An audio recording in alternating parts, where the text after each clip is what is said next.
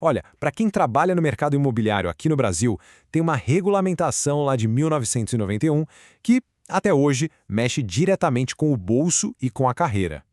Então, bora desvendar juntos a Resolução 315 do COFECI. Para a gente entender a lógica por trás dessa resolução, a gente precisa fazer uma pequena viagem no tempo, lá para o comecinho dos anos 90. O cenário era de hiperinflação, o dinheiro perdia valor todo dia, toda hora. E aí fica a pergunta: como que o COFECI, o Conselho dos Corretores de Imóveis, poderia aplicar uma multa que fosse, ao mesmo tempo, justa e principalmente que funcionasse de verdade? Então, nesse nosso bate-papo, a gente vai passar pelo cenário da época, ver qual foi a resposta super inteligente do COFECI, entender como as multas funcionam na prática, descobrir um incentivo bem legal para pagar logo e, no final, conversar um pouco sobre o legado que essa decisão deixou. Vamos lá, começando pelo começo. O que exatamente estava acontecendo em 1991 que fez das multas um problemão para os COFECI?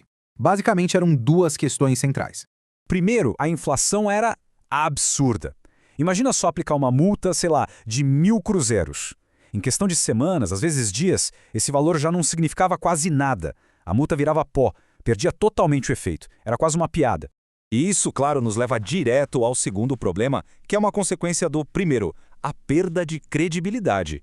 Pensa bem, se a punição não tem peso, o órgão que aplica também perde a força, né? Isso acabava minando a confiança na seriedade e no profissionalismo da categoria inteira.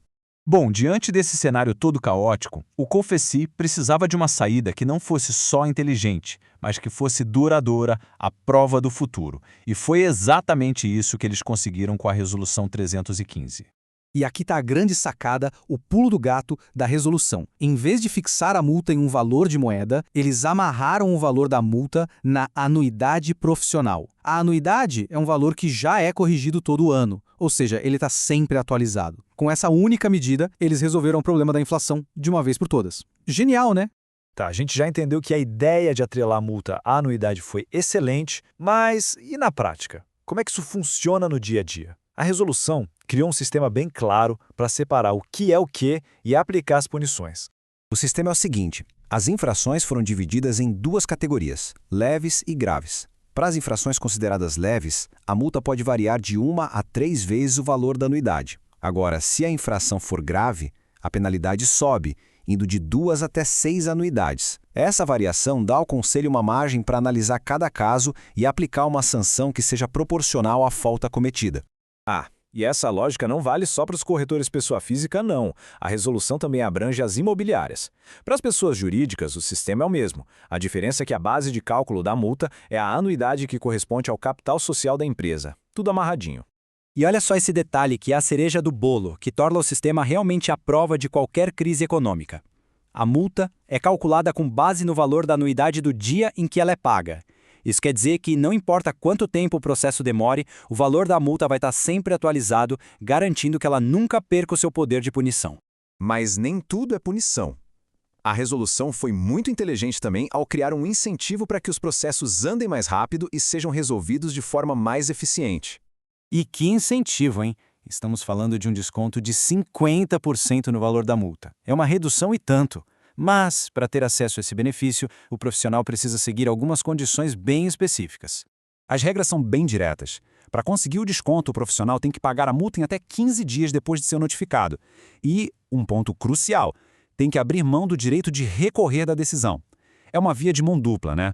O profissional economiza um bom dinheiro e o conselho economiza tempo e recursos que seriam gastos em processos de apelação que podem se arrastar. E tudo isso nos traz a nossa última parte.